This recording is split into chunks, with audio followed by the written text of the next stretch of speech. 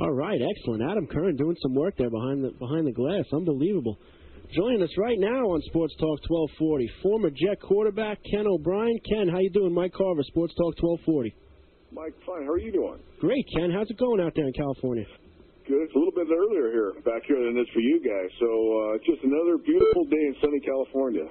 Another beautiful day. Ken O'Brien played for the Jets from 83 to 92, 24th pick in the famous quarterback draft of 83. And a couple quick ones here, Ken. I know a little late in the hour, but we'll get everything we need to get done. You were a first round pick. Talking Jets with Mark Sanchez.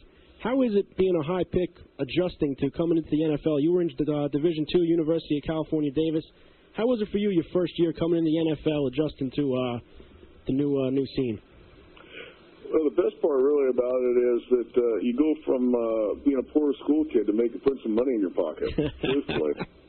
And other than that, I mean, the football part, it's something as most guys, as young kids, you just dream of going out and playing football. Every night I dream about playing NFL, in the NFL with the guys like Joe Namath, like Bart Starr, like Johnny Unitas, you name it. And all of a sudden you're getting your chance and you get there and it's a little surreal.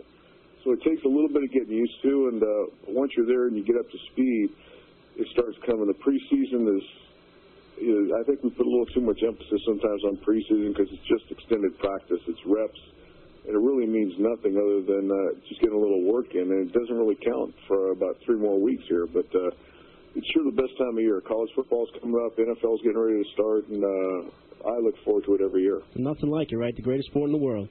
I think so. Before we get into the current stuff, just a couple quick hits on your career.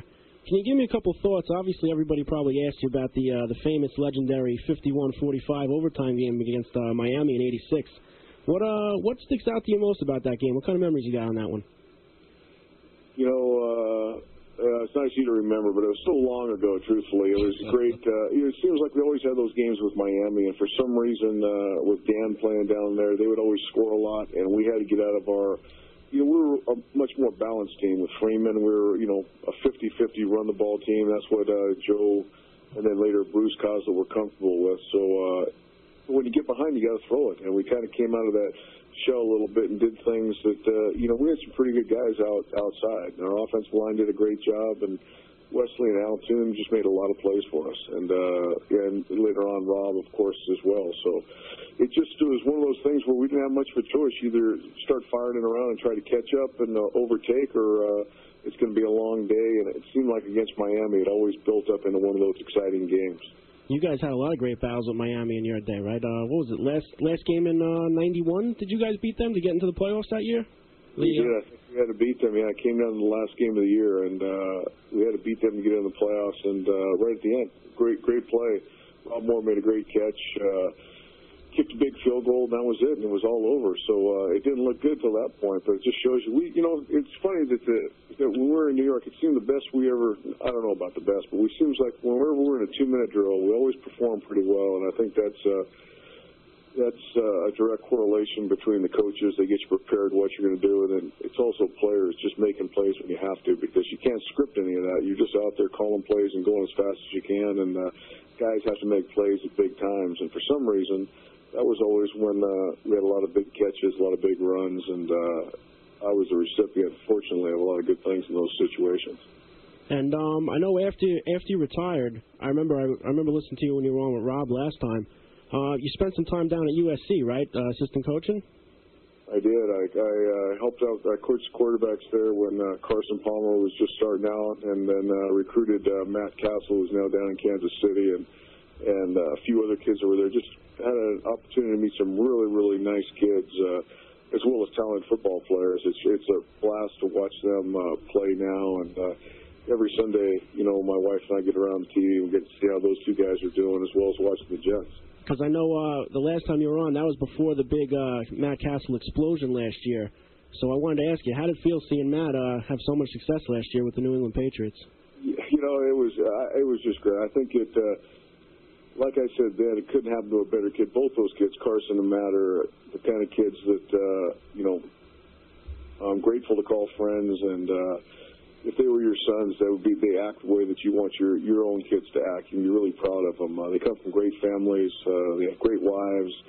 And, there's just there's a contrast in careers. Carson, of course, has always been groomed as the next great quarterback. He's got everything, all the physical tools you can want. And physically, he's as good as anybody that's out there. And mentally is, too. He's got to stay healthy and get some people around him. And then Matt, of course, is just a classic example of perseverance. He's always been a great player and always believed in himself, but it's hard when coaches make decisions that don't go your way to keep fighting, day after day after day, and he did that, and he made it to the point where almost, he uses that to spite people who didn't believe in him quite as much as he did. So he went after him, and he stuck with him. He had his chance, and he lit him up and showed what he could do, and he deserves all the accolades he got. He deserves a new contract, and it's going to be he's in store for a different year now. Now he's the guy who's coming off the bench, and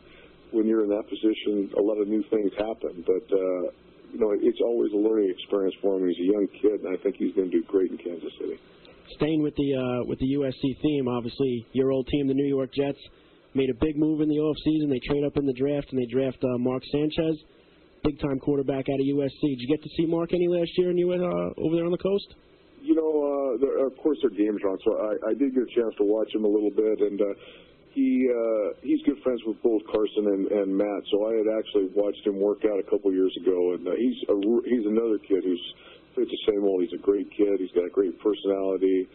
He comes from a real strong, solid family, and he's got a lot of ability. So they all have a lot of the same things going on for him, and I think the only thing that's going to it takes time. It takes time when you haven't played. I mean, Mark with everybody else at SC, Mark played 1 year and did a great job. And it's just experience. You can watch as much film as you want to watch, and you can get as many reps in practice, but you really need to see yourself on the field in game situations. And I think he's only going to get better and better every week. And, I think it's also exciting for the Jets. It seems, although I haven't been back in a while, and I follow it a little bit when the coaching change, it seems like it's given them a breath of fresh air for whatever reason, and I think it's exciting. I think it's great for the defense, and I think that Coach Ryan's just looking to give them confidence and let them play, and that's when I always believe players play the best, when they're just relaxed and let's go out and make it happen, and they do that. So it's going to be real interesting to see what happens this year. I think the offensive line's great.